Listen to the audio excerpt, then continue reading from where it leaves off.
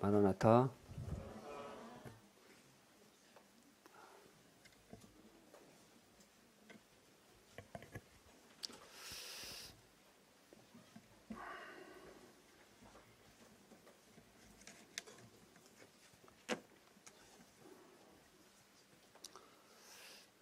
우리 모임의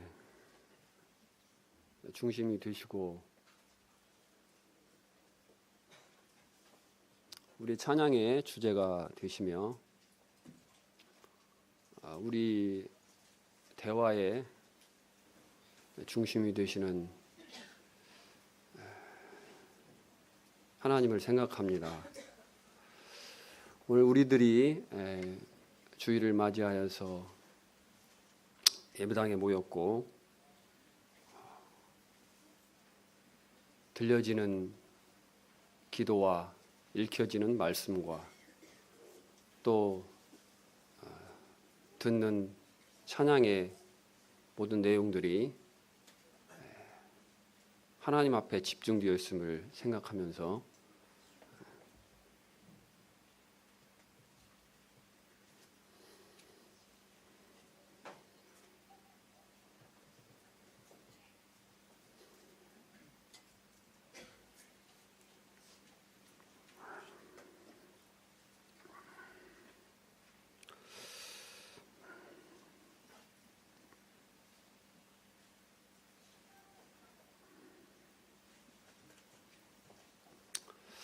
감사를 드립니다.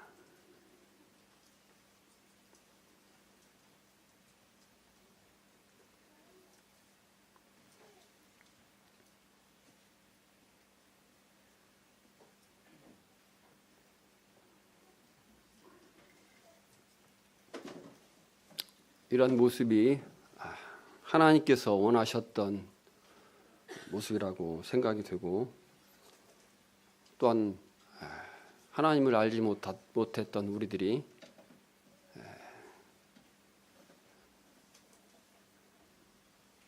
몰랐지만 그래도 모르는 가운데서도 가장 원하였고 바랐던 그런 모습이 아닌가 싶습니다.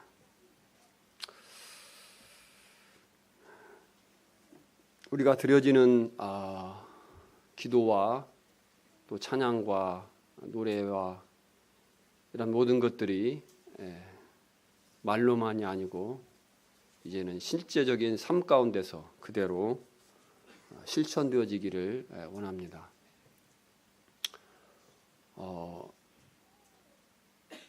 이번 주간이 2018년도의 마지막 주간이어서 좀 제게는 부담이 됩니다. 다른 분들이 더 말씀을 잘 전하시는 분들이 오셔서 이 시간을 사용했으면 하는 생각이 드는데 불가피하게 제가 이렇게 올라오게 됐습니다.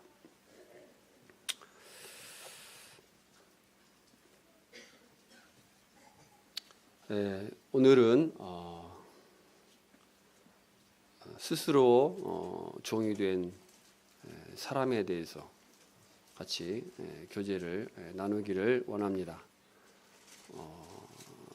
그 말씀을 드리기에 앞서 관련된 배경에 해당하는 그런 말씀들을 좀 나누기를 원합니다. 우리는 일반적으로 노예를 생각하면 참 힘든 아주 어려운 지경에 있는 그런 노예들을 생각하게 됩니다.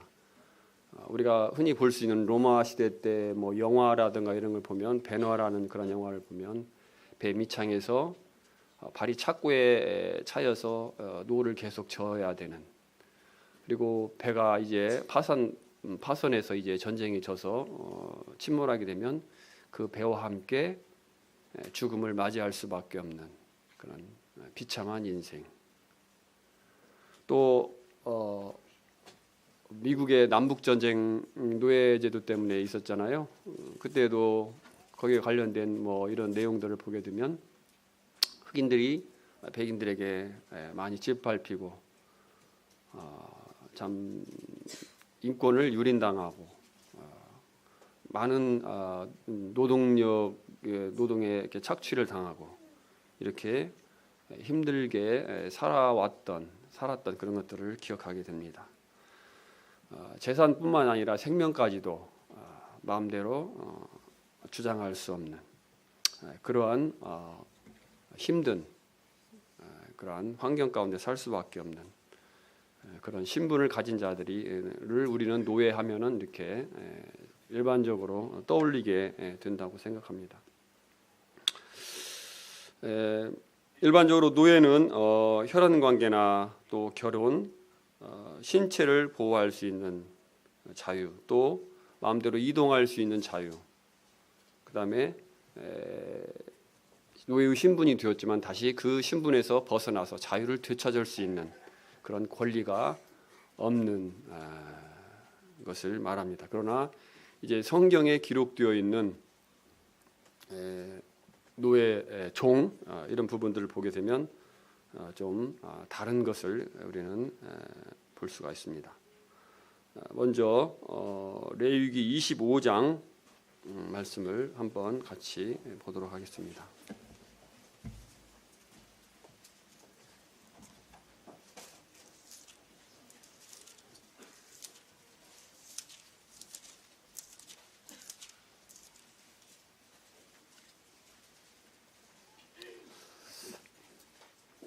레위기 25장 1절부터 7절까지 한번 같이 교독하도록 하겠습니다. 제가 1절을 먼저 읽도록 하겠습니다. 여호와께서 시내산에서 모세에게 말씀하여 이르시되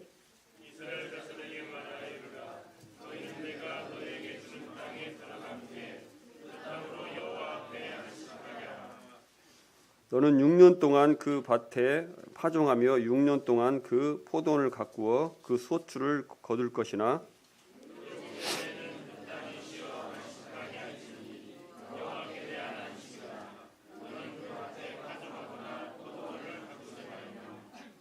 내가 거둔 후에 자란 난 것을 거두지 말고 가꾸지 아니한 포도나무가 맺은 열매를 거두지 말라. 이는 땅의 안식년임이니라.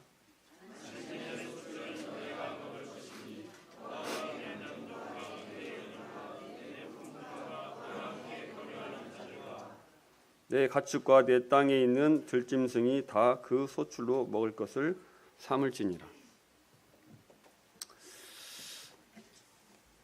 이후에도 희년에 대해서 8절부터 23절까지 이렇게 나와 있습니다. 안식년과 희년 어떻게 다른지 한번 같이 보기를 원합니다. 안식년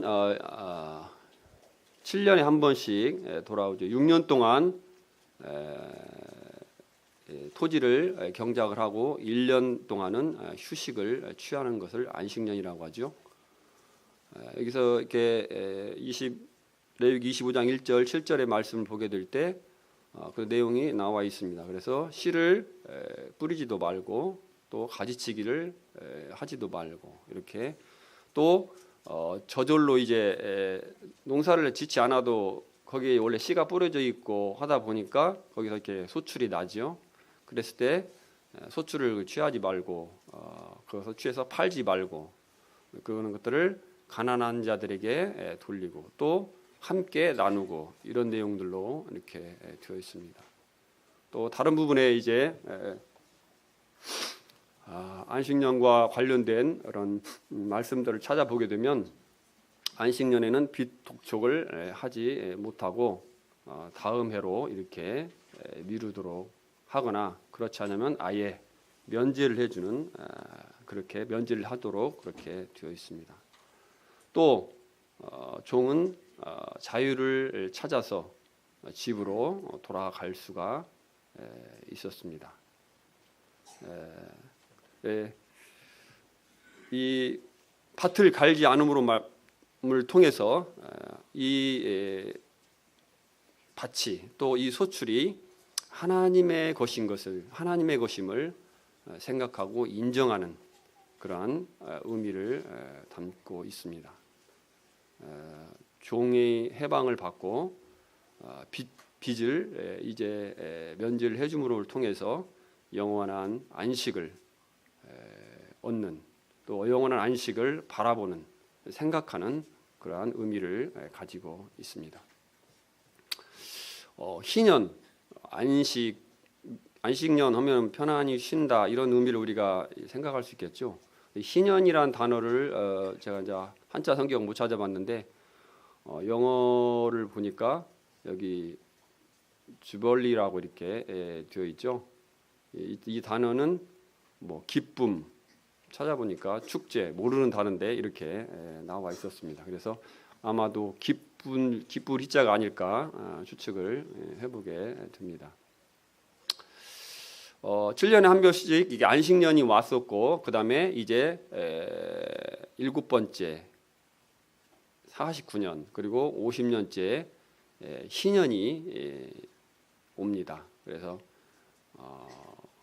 49년 7년씩 7번 49년째 이제 안식년이고, 50번째 해는 이제 희년이 되는 것이죠. 이 희년에도 빚을 이렇게 탕감해주고, 또 종이 자유를 찾아서 집으로 돌아갈 수 있고 이렇게 되어 있습니다. 그러나 또 이 안식년과 다른 부분이 있다면은 제가 조사해 본 결과로는 땅의 소유권을 돌려준다는 이런 돌려주는 그런 해가 되었습니다. 우리가 일반적으로 땅을 이 세상에서, 우리나라에서도 보면 집이나 땅을 사긴 어떻습니까? 그것이 본인 것이 되고 죽을 때까지 소유하게 되고, 팔지 않는 이상 계속 가지고 있고, 그것을 이제 나중에는 자녀들에게 또 상속을 해서 넘겨주죠. 물론 상속세가 붙기는 하지만 그래도 자녀들이 큰 이익이 됩니다. 이스라엘의 이와 같은 제도를 하나님께서 왜 허락하셨을까? 이런 부분은 부의 균등한 분배를 염두에 두셨으리라고 생각을 합니다. 이 세상에 보면 국가에서 또 가난한 백성들을 위해서 정책을 펴고 이렇게 나라 살림을 하고 나라를 다스리는 유정자들이 해야 될 일들은, 중요한 일 중에 하나는 이 가난한 사람들이 잘 살 수 있도록 도와주는 것이죠. 그러나 어떻습니까? 부자들은 계속해서 부자가 되려고 애쓰고 더 힘쓰고, 오히려 그런 부분들을 나누어서 가난한 자들에게 돌려주기보다는 부익부 빈익빈이 더 갈수록 심해져가는 그러한 모습을 보게 됩니다. 소수의 사람들은 이와 같이 부의 균등한 분배를 원하고 또 그렇게 하려고 애쓰지만, 대부분의 사람들은 자기 이익에 앞서 있죠.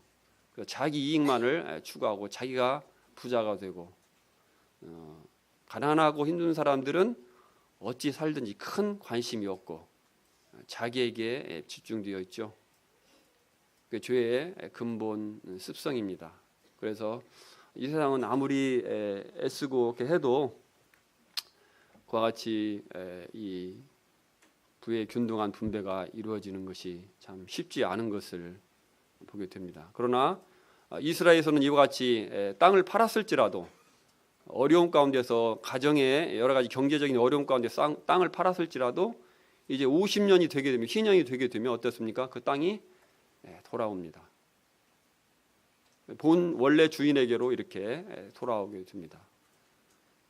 그래서 다시 이제 그 땅을 소유하고 경작할 수 있고, 또 그것을 이제 자녀에게 물려줄 수 있었겠죠.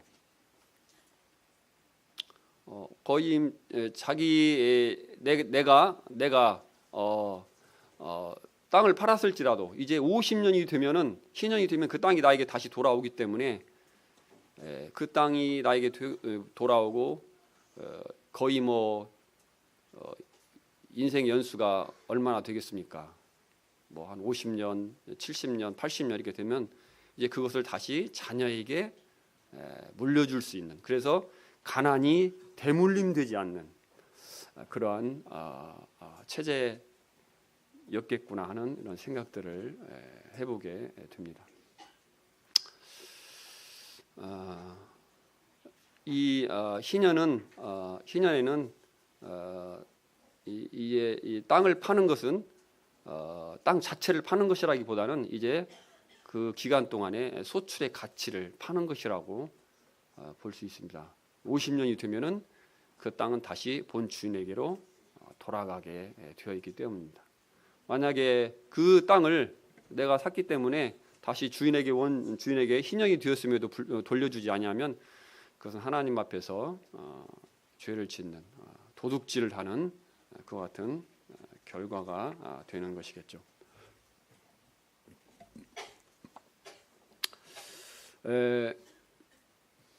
이스라엘의 노예제도는 오늘날 우리가 일반적으로 경험하고 있는 노예제도와는 다른 개념을 가지고 있습니다. 강요된 예속이나 인종적인 그러한 구획된 속박으로 이렇게 되어지는 것이 아니고 계약 노예제라고 이렇게 생각해 볼 수 있습니다.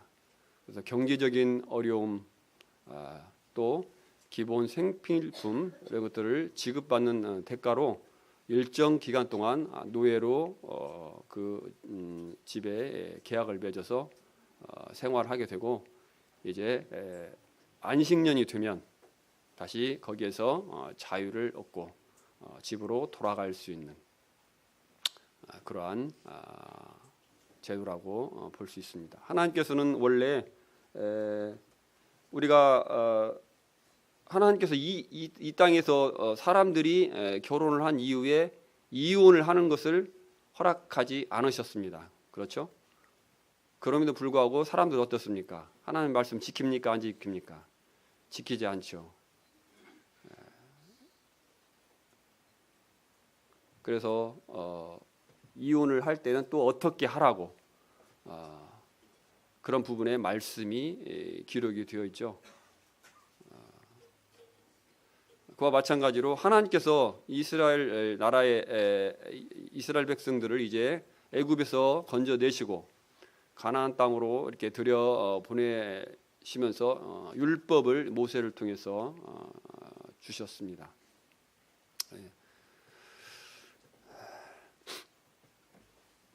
삶의 기준이 되는 그와 같은 말씀들을 주셨지만 이스라엘 백성들은 그와 같은 말씀에 순종하지 않는 경우들이 발생을 했고, 그래서 이제 노예제도를 주님께서 명하시지 않았지만 이렇게 노예가 불가피하게 발생하였을 때 어떻게 할 것인가, 그런 부분들을 말씀을 통해서 말씀해 주고 계신 것입니다.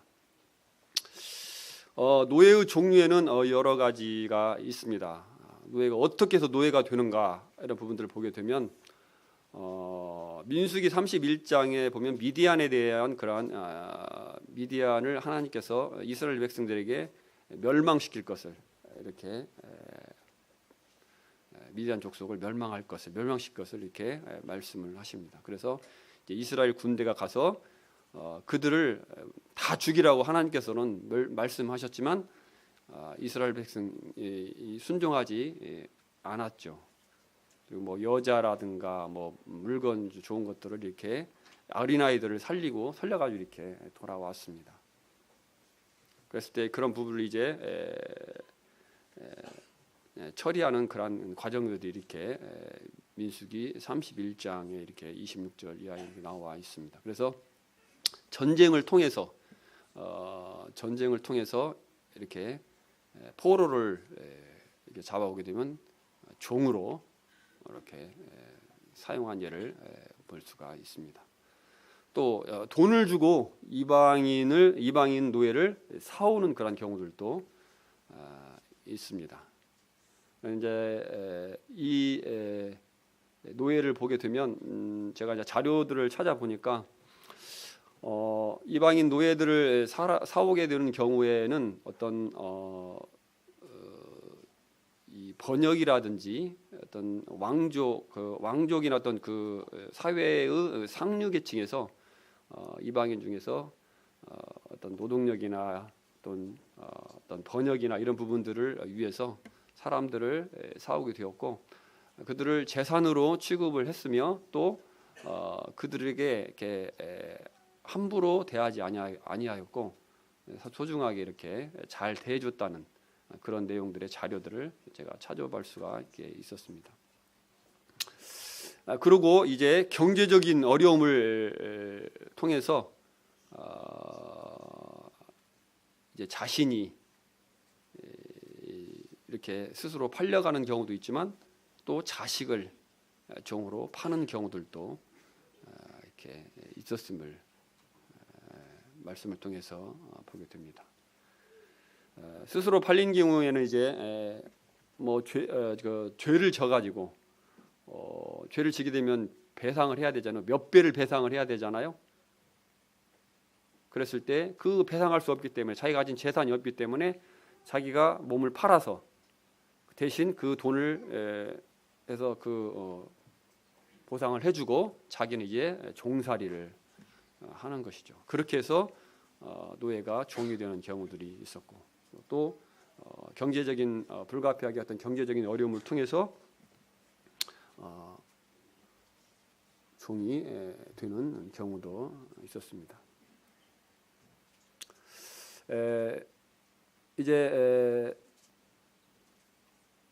출애굽기 21장에서 21장 2절에서 11절 말씀을 보시면 그 구체적인 그런 부분들이 나와 있습니다. 그래서 홀몸으로 혼자 들어왔으면 혼자 이렇게 나가야 됩니다. 또 아내와 같이 들어왔으면 아내와 같이 나갑니다. 그러나 이제 내가 그 집에 종으로 갔는데 그 주인의 집에 있는 여종하고 결혼해서 이제 자식을 낳고 이렇게 살았다면 안식년에서 나갈 때 자식과 아내는 같이 나갈 수가 없죠. 별도로 나 혼자만. 왜 그러냐면 그 여종과 그 자식은 여종은 그 주인의 소유였기 때문에 내 마음대로 할 수가 없는 것입니다.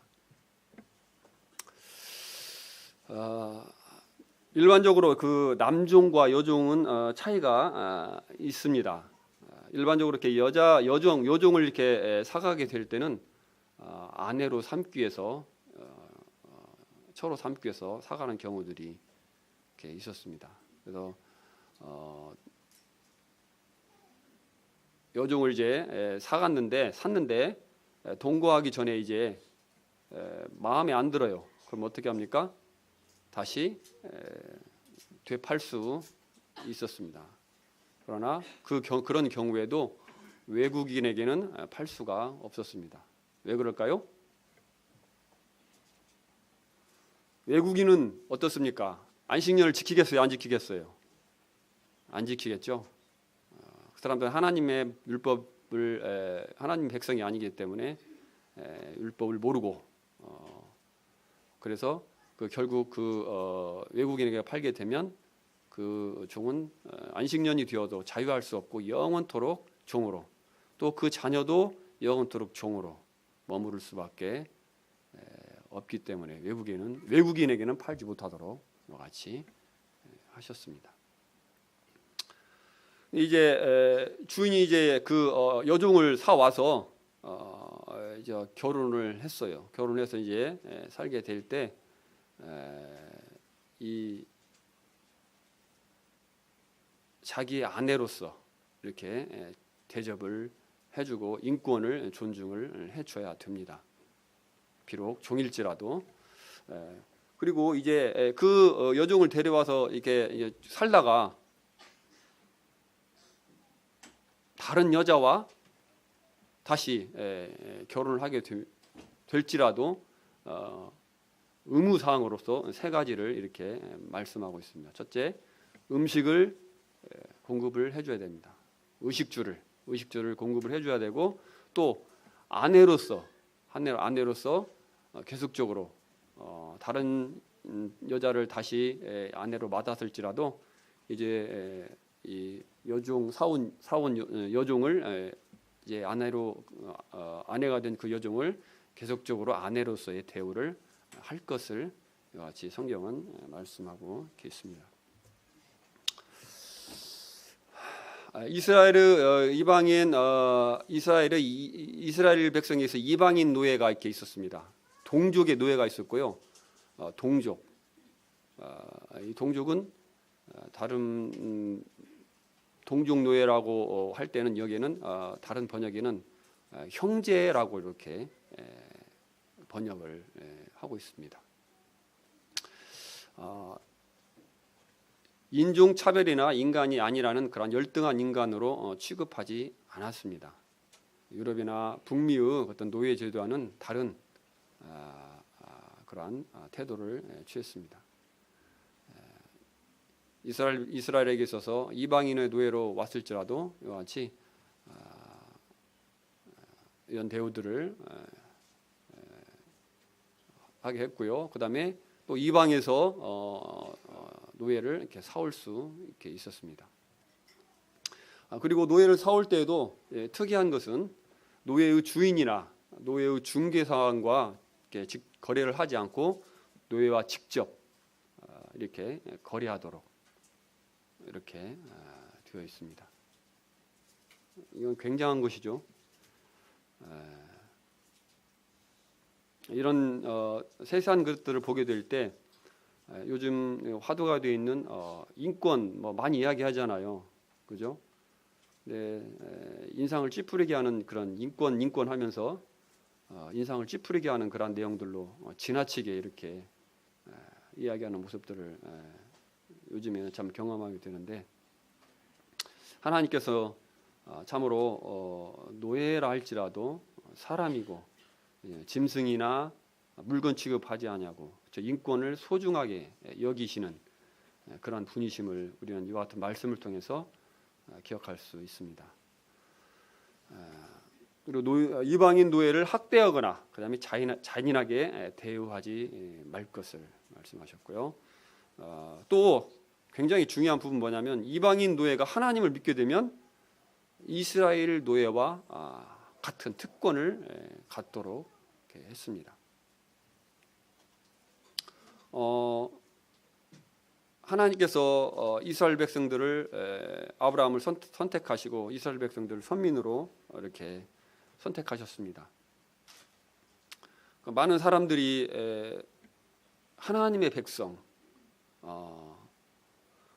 을 보면은 하나님이 함께하시고 그들을 인도하시고 먹이시고 보호하시고 이런 모습들을 볼 때 이방인들이 볼 때 부러운 생각이 들었을 것입니다. 어떤 경우에 그러면 그럴 때 어떻게 합니까? 그런 나도 저와 같은 복을 받고자 할 때는 어떻게 해야 되죠? 이방인이 이스라엘 사람처럼 그와 같은 축복을 누리기를 원하면 어떻게 해야 됩니까? 이스라엘 백성이 되면 됩니다. 할례를 받고 이스라엘 백성이 되면은 하나님께서 이스라엘 백성에게 베푸시는 복을 동일하게 누릴 수 있습니다. 마찬가지로 이방인 노예가 이제 하나님을 믿게 되면 이스라엘 사람으로 이와 같이 인정을 하는 것입니다. 이 이스라엘에서 동족 노예와 이방인 노예가 좀 차이가 있기는 합니다. 자료를 살펴보게 될 때. 그러나 그렇게 큰 차이가 있지는 않은 것을 볼 수가 있었습니다. 이방인 노예에 대해서 생사를 좌우하는 그런 절대적인 권리가 이 노예 주인에게 없었고요. 노예를 죽이면은 소유주도 큰 타격을 입고 생명을 잃을 수도 있었다고 합니다. 또 이를 부러뜨리거나 눈 같은 곳에 그 중요한 부분에 신체에 상해를 입혔을 경우에는 그 노예를 해방시켜주는, 돌려보내는 그런 일들을 하도록 같이 하셨습니다. 우리나라 유대 지금 일주일에 이틀 거의 쉬잖아요. 그죠? 좀 공무원들도 이렇게 이틀 쉽니다. 근데 자영업자 이런 하시는 분들은 그렇지 못하죠. 토요일 날도 일하시는 분이 많이 계십니다. 그리고 또 지금 우리 성도님들 자영업 하시는 분들을 이렇게 토요일 날 일하시고 주일 날 하루 쉬고 이렇게 합니다. 이방인도 어떻습니까? 공무원 아니고 이런 이방인들 장사하시고 이런 사업하시는 분들 일요일 없이도 일하는 경우들이 많이 있고요. 지금 그래도 많이 쉬지만 전에는 진짜 일주일 내내 1년 365일 쉬지 않고 일하시는 분들이 참 이렇게 많았습니다. 그러나 이스라엘에 있어서는 이 노예들도 하루씩 일주일에 하루씩 무조건 쉬었습니다. 왜죠? 이스라엘은 안식이 있었기 때문에 그와 같이 쉴 수가 있었습니다. 여자 포로와 여자 노예와 결혼하면 다시 노예로 팔 수 없었습니다.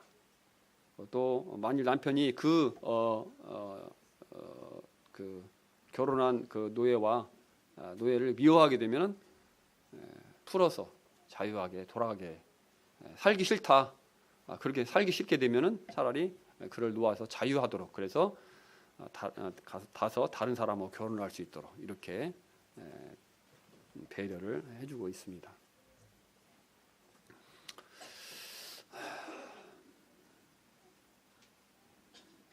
신명기 15장 12절 17절 보이시죠?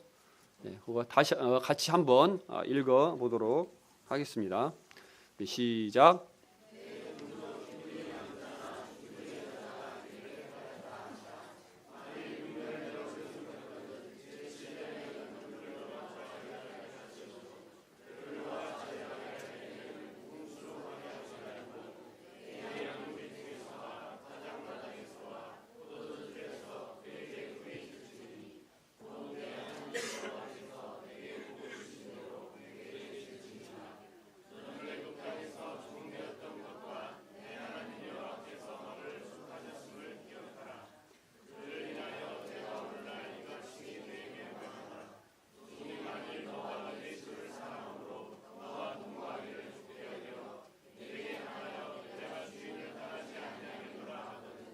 송곳을 쥐하여 그의 귀에 의뢰대고 뚫으라. 그리하면 그가 영영이 네 종이라. 제 여중에도 일례로 할지니라.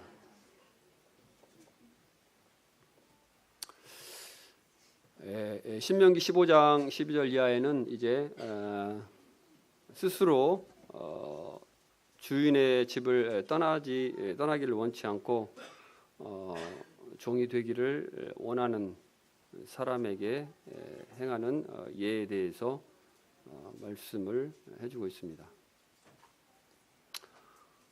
귀를 기둥이나 이렇게 벽에 대고 이렇게 송곳으로 이렇게 뚫도록 하셨습니다.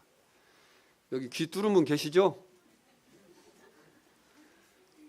귀 뚫으신 분들 많이 계시죠? 이런 의미로 뚫으셨나요?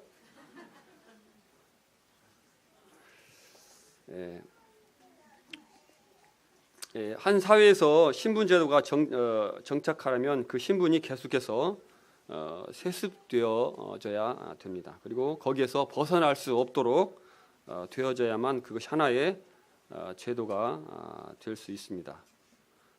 그 제도 속에서 노예라고 하는 그러한 계층이 생겨나고 그들이 있음으로 말미암아서 또한 지배 계급이 생겨나고, 그래서 사회 전체가 계급화되어 갑니다.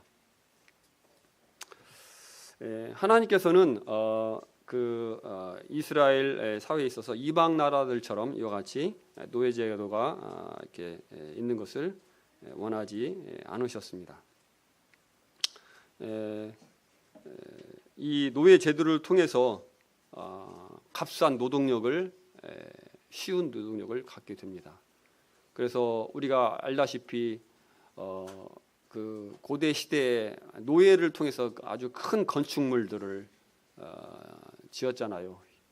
많은 노동력들, 지금처럼 포크레인이 있습니까? 뭐 중장비가 있습니까? 하나부터 열까지 다 사람의 노동력을 통해서 해야 되는데, 일반인들을 가지고는 이와 같은 큰 공사나 그 건축을 하기가 쉽지가 않을 것입니다. 노예를 통해서 이런 일들을 하게 되는 거죠. 그리고 그 노동력을 통해서 이 나라가 부강하게 되고, 또 그에 따른 소수의 사람들은 그 부를 또 권력을 누리게 되는 것입니다. 그렇지만 하나님께서는 이와 같은 체제를, 정치 체제를 원하지 않으셨습니다.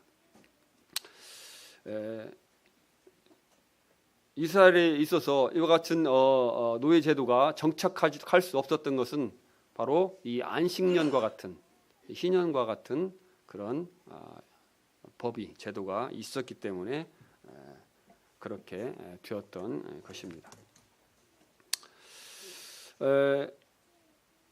안식년이 되면 그 해에는 이제 해방이 이루어졌습니다. 빚을 지고 이제 팔려가도 7년 때에는 이제 거기에서 풀려나서 자유인이 될 수가 있었습니다. 그러니까 이제 이 하나님의 율법을 우리가 잘 지키고 말씀을 준수하게 될 때는 이제 종이 되어 팔려갈지라도 6년만 고생하면 이제 7년째에는 자유를 얻을 수 있다, 노임을 받을 수 있다는 그러한 희망을 가지고 이렇게 살아갈 수가 있었던 것입니다. 그렇지만 이스라엘 백성의 경우에 늘 하나님의 말씀에 이게 전적으로 순종하며 살았습니까? 그렇지 않죠. 하나님을 떠나고 불신앙 가운데 또 우상을 숭배하는 사람들이 그 기간들이 많이 있었는데, 그 같은 상태에서 이와 같이 노예를 풀어주라는, 종을 놓아주라는 그런 말씀을 순종했겠어요, 안 했겠어요? 순종하지 않았을 것입니다. 그래서 신앙이 식어지고 믿음이 떨어졌을 때는 이제 노예를 놓아주라는 그런 율법이 있음에 불구하고 사람들이 그 같은 법들을, 율법을 어기고 순종치 않았고, 또 이에 대해서 하나님께서는 선지자를 통해서 이스라엘 백성들을 책망하는 모습들을 우리는 볼 수가 있습니다.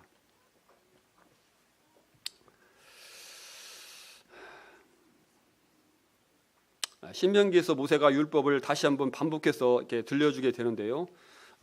노예 제도에 관해서는 동족이 팔려서 6년 동안 섬겼으면 7년째는 그를 놓아주어 자유하게 하고, 그가 나갈 때는 빈손으로 가게 하지 말고, 하나님께서 내게 복을 주셨으니 너도 아끼는 마음으로 하지 말고 넘치는 마음으로 이제 양무리 가운데서 또 타작마당에서 포도주 틀에서 이런 중귀한 물건들을 취해서 그에게 후히 주어서 돌아가게 하라고 이와 같이 말씀하고 있습니다.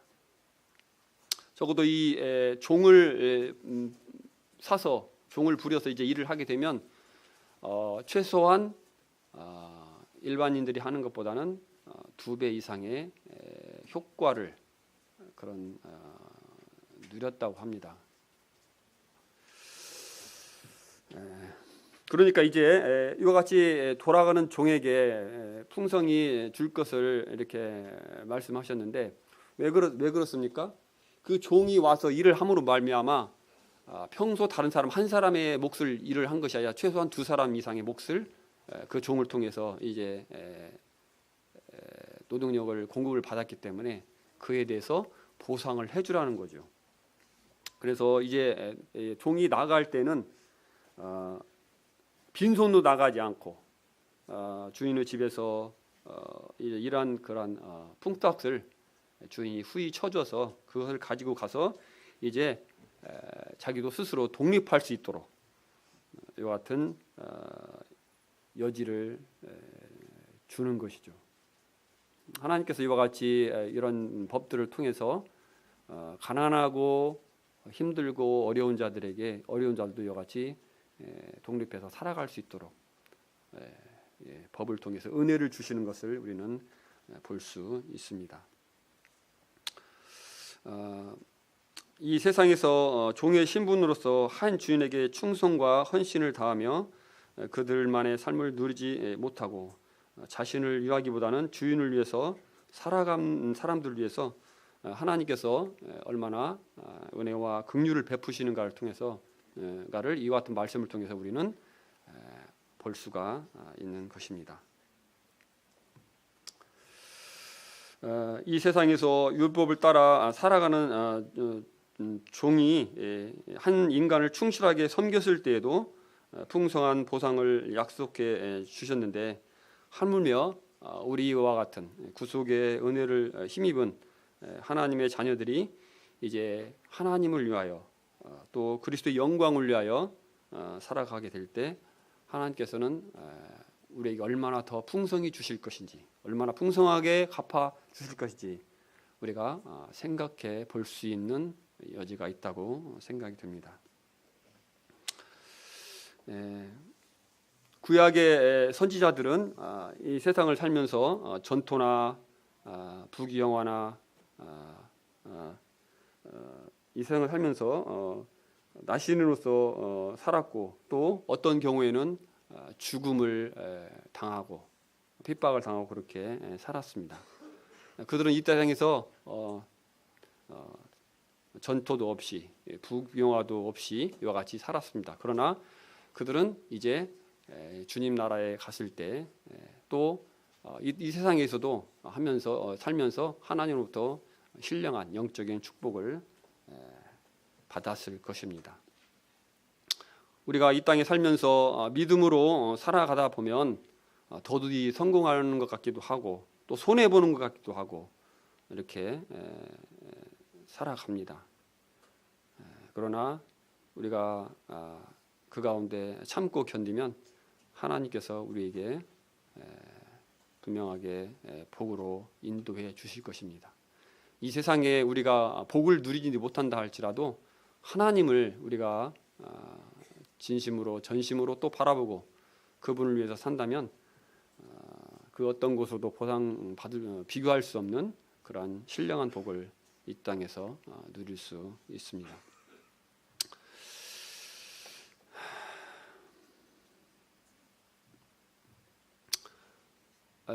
신명기 15장 12절 이하의 그러한 말씀들을 생각해 보면서 참 하나님을 믿은 우리의 태도가 이와 같이 되어져야 되지 않는가 하는 생각을 개인적으로 갖게 됩니다. 혼자 그 신명기 15장의 말씀을 묵상하면서 한 시나리오를 작성을 해보았습니다. 이제 모든 종들이 이제 해방의 날이 모든 종들이 이제 해방의 날을 기다렸지만 이제 한 종이 이제 내일이면 이제 주인의 집을 떠날 날이 되었습니다. 이 종은 이제 떠나기 전에 잠을 못 이루면서 여러 가지 몸을 뒤척이면서 생각을 해보게 됩니다. 그동안 주인의 집에서 있었던 일, 여러 가지 일들을 생각해보고 내일 아침에 이제 나도 자유로운 몸이 되는구나. 이제 주인의 집을 떠나서 자유롭게 살 수 있게 되겠구나 하는 그런 생각들을 하면서 잠을 못 이루고 설레는 마음에 이렇게 밤을 지새게 됩니다. 그렇지만 이제 이 종은 그런 마음 한편에 다른 마음에 이렇게 자기에게 인자해주고 자비로운 주인의 집을 떠나고 싶지 않은 마음이 있는 것을 이 말씀을 통해서 생각하게 됩니다. 여러 가지 고민을 하다가 이제 자유를 버리고 이제 그 집에서 종으로 남고자 하는 마음의 결정을 내립니다. 이렇게 인자하고 자비로운 주님을 떠나고 싶지 않다. 그런 마음 가운데서 이제 주인의 종으로 계속 남고 싶은 남기로 이와 같이 결정을 한 것입니다.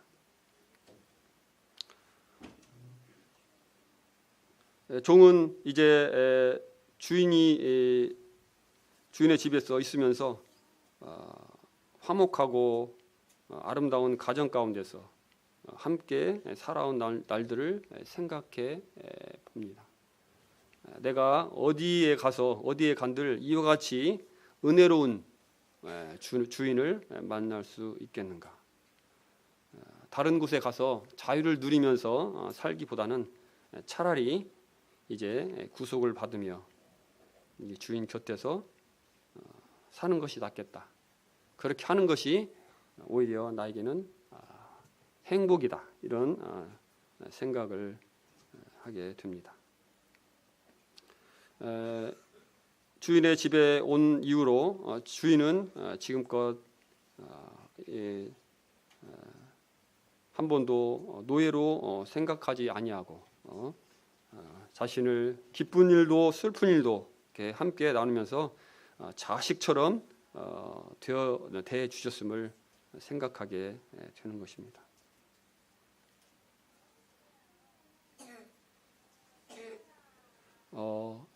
이제 종으로 이렇게 남게 되면 그에게 있어서 남는 것이 무엇입니까? 밖에 나가서 열심히 이제 주인이 주신 그런 재산을 일구고 열심히 일하면 자기의 재산도 늘어나고 또 결혼도 하고 자식도 얻고 이와 같이 할 수 있겠지만 이제 주인의 집에서 이렇게 종으로 산다면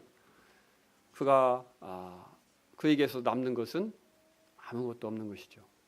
그가 열심히 일하고 땀 흘려 노력한다 할지라도 그 모든 거기에서 나오는 모든 생산물은 이득은 어떻습니까? 나에게 돌아오는 것이 아니고 주인에게로 돌아가는 것입니다. 종은 이러한 부분들도 생각해 보았을 것입니다.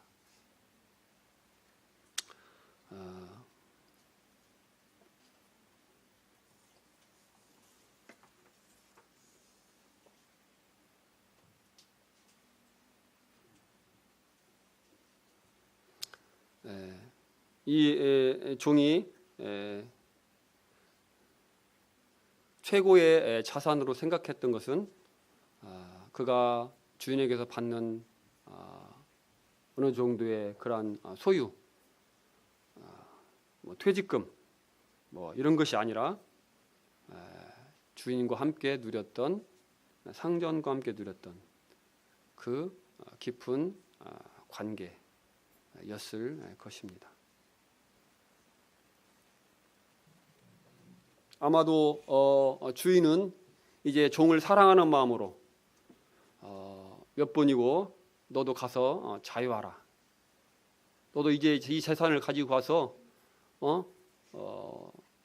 열심히 일해서 돈도 모으고 좋은 집도 짓고 이제 결혼도 하고 자식도 낳고 또 부유하게 되어서 이제 너도 종을 부리는 그런 사람이 되라 하면서 나가기를 몇 번이고 권했을 것입니다. 그러나 이 종은 주인을 떠나기를 원치 않았습니다. 우리가 이와 같은 말씀이 신명기서에 기록되어 있는 것을 보게 될 때 이스라엘 사회에는 이와 같은 자들이 많이 있었을 것으로 추측이 됩니다. 만약에 이런 경우가 없었다면 이와 같은 말씀들이 아마 기록되지 않았을 것으로 생각을 하게 됩니다.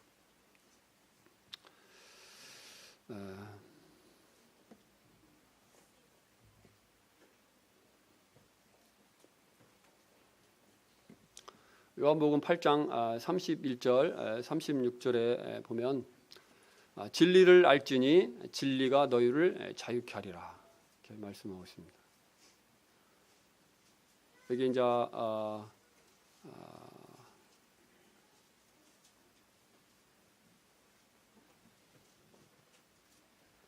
유대인들이 이제 대화 가운데서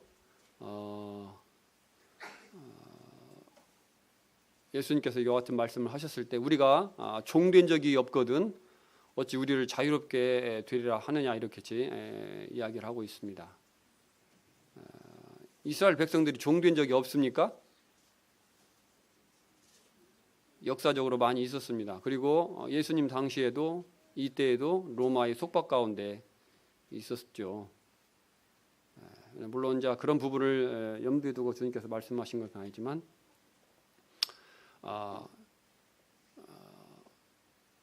진실로 진실로 너희에게 이르니 죄를 범하는 자마다 죄의 종이라. 종은 영원히 집에 거하지 못하되 아들은 영원히 거하나니. 그러므로 아들이 너희를 자유롭게 하면 너희가 자유하리라. 이렇게 말씀하고 있습니다. 죄의 종이었던 우리들을 이제 하나님께서 의의 종으로 삼아 주셨습니다. 너희 자신을 종으로 내주어 누구에게 순종하든지 그 순종함을 받는 자의 종이 되는 줄을 너희가 알지 못하느냐. 혹은 죄의 종으로 사망에 이르고 혹은 순종의 종으로 의에 이르느니라. 하나님께 감사하리로다. 너희가 본래 죄의 종이더니 너희에게 전하여 준 바 교훈의 본을 마음으로 순종하여 죄로부터 해방되어 의에게 종이 되었느니라.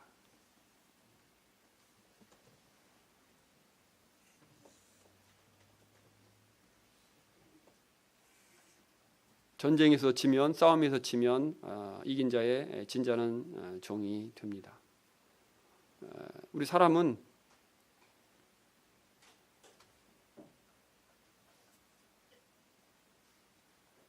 홀로 자유롭게 자유를 누리고 살 수 없는 존재인 것 같습니다. 무엇인가에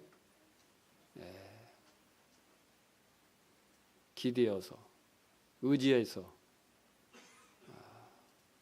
또 추구하면서 살아갈 수밖에 없는 존재인 것이죠.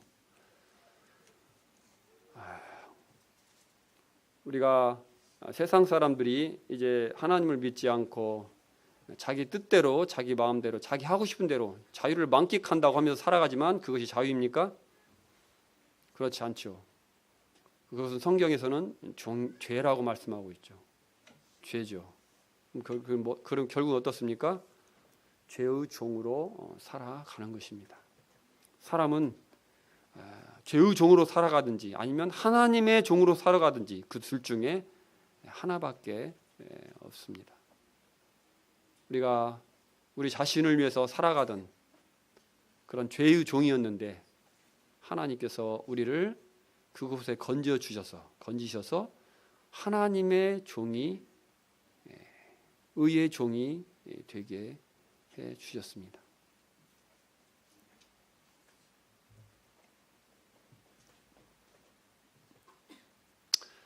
우리가 잘 알고 있는 누가복음 15장에는 탕자의 이야기가 나옵니다. 탕자는 이제 아버지를 떠나서 이제 고생하다가 이제 고생 끝에 이제 아버지의 집을 생각을 하게 되죠. 그러면서 생각하기를 내 아버지 집에는 양식이 풍족한 품꾼이 얼마나 많은가. 나는 여기서 줄여 죽는구나. 이렇게 말씀하고 있습니다.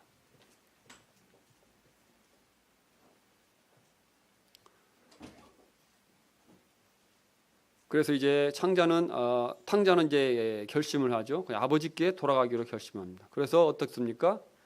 아버지 앞에 가서 뭐라고 말합니까? 지금부터는 아버지의 아들이라 일컬음을 감당하지 못하겠나이다. 나를 품꾼의 하나로 보소서. 이와 같이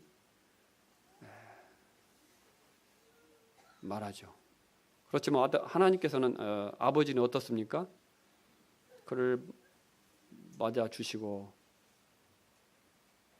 옷을 입히고 신발을 신기고 송아지를 잡고 잔치를 베풀고 이 아들은 내가 잃었다가 다시 찾았다고 이와 같이 말씀하고 계시는 것입니다. 여기서 품꾼은 그 종과 같은 존재입니다. 이스라엘의 종과 같은 존재인 것입니다. 하나님께서는 우리를 그 아들로 이와 같이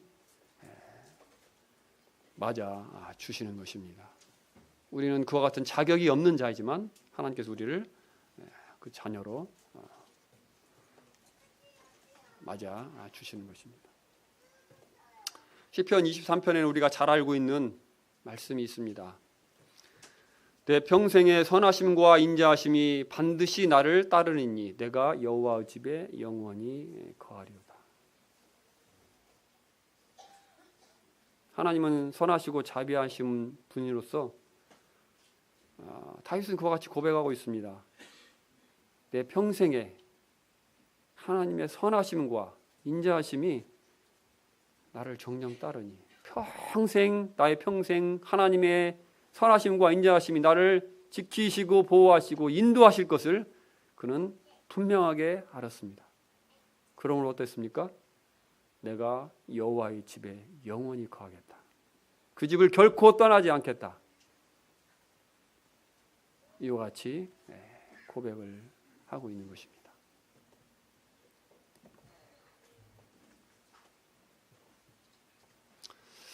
하나님께서는 우리에게 자유하라고 하셨습니다. 그리고 우리는 자유케 되었으므로 무엇이든지 할 수 있습니다. 하나님께서는 우리를 구속을 덜미로 해서 발목을 잡으시는 하나님이 아니십니다. 하나님께서 우리에게 값없이 구원의 은혜를 베풀어 주셨습니다. 그렇지만 하나님께서는 우리에게 구원받은 우리에게 또한 계획을 가지고 계셨습니다. 그리고 그 계획을 우리에게 알게 하십니다. 그때 우리가 하나님 주님의 사랑으로 우리를 자유케 해 주셨으나 우리가 어떻게 자유할 수 있겠습니까? 우리에겐 주님과 함께 사는 것이 자유입니다. 하나님께서 우리를 자유케 주셨습니다. 일평생 그 주님의 놀라운 사랑을 간직하고 종처럼 하나님을 위해 살겠습니다. 성도님들 이와 같이 말씀드리지 않겠습니까?